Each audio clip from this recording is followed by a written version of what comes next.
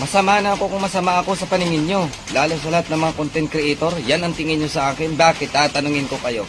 Ano ba yung masasabi nyo sa sarili nyo? Nagiging totoo ba kayo sa mga followers ninyo? Nagiging mabuti ba kayo sa mga followers ninyo? Nagiging honest ba kayo? Nagiging loyal ba kayo sa mga followers ninyo? Tanungin nyo yung sarili nyo dahil alam at alam nyo yung pinagagawa ninyo. Ano ba ang mayroon dito sa social media? Di ba nandito tayo? Para ano? Para kumita. Nandito tayo para ano? Para umangat. Nandito tayo para ano? Di ba? Nandito tayo kasi magkakasahod, magkakasweldo, magkakapera. Ano bang mayroon sa pera? Makukuha mo ba ng agad-agaran? Kailangan bago tayo magkapera, kailangan dadaan ka muna. Anong pagdadaanan mo? Hirap. O anong hirap? O determinasyon. O anong determinasyon? Yan ba ay sapat na para umangat ka dito? Hindi po yan sapat. Ang kailangan mo dito para umangat ka, kailangan strategiya.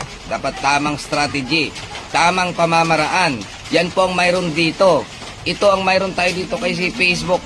Hindi po dito na nandito lang tayo para makikipagkwan lang tayo dito. Makikipagkwan, yakapan. Nandito tayo para umangat tayo, kumita tayo. At ito po, nandito tayo ay isang negosyo. Business po ang mayroon tayo dito. So para mag-work out ang isang negosyo, anong kailangan mo? Kailangan mo ng strategiya, pamamaraan. Ngayon, sabihin nyo nga sa akin, mga content creator dyan, masama ako. Ngayon, sabihin nyo sa akin, napakasama ko, binubuking ko kayo, binubuko ko kayo. O, sabihin nyo nga sa sarili nyo, tanongin nyo yung sarili nyo, kung nagiging honest kayo. O, yan yung sinasabi ko dito.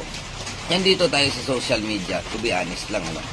Yun ang lagi kong advice. Na kapag nandito ka na, kapag umangat ka, binigyan ka ng pagkakataon ng Panginoon na nandito ka sa taas, nakaangat ka, pahalagahan mo, huwag mong hayaan na dadalhin ka ng social media. Yung social media yung magdadala sa'yo kasi yayabang labas mo dito. Oo, yayabang ka. Lalabas ka doon sa dapat na target mo. Diba? Kagaya nung nag-uumpisa ka pa lang, halos lahat na content creator ganyan. Na kapag dumating yung araw, tutulong tayo. Kapag umangat tayo, mamimigay tayo. Anong ginagawa nyo nung umangat kayo? Imbes na mamigay ngayong iba dito pinapasikatan pa yung followers nila, paldo-paldo na pera, nilalapag sa harapan nila. Sabihin pa nila, thank you so much, Meta. Imbes na yung pasalamatan natin, yung mga followers natin nagpapakahirap. So yun ang sinasabi ko, dapat tayo yung magdadala ng social media nang mapanatili natin yung respeto, pagmamahal sa bawat isa. Lalong-lalo sa sarili natin. Yung ma-maintain natin yung halaga ng bawat isa. Yun lang ang masasabi ko dito. Maraming salamat. DJ Lonely Man.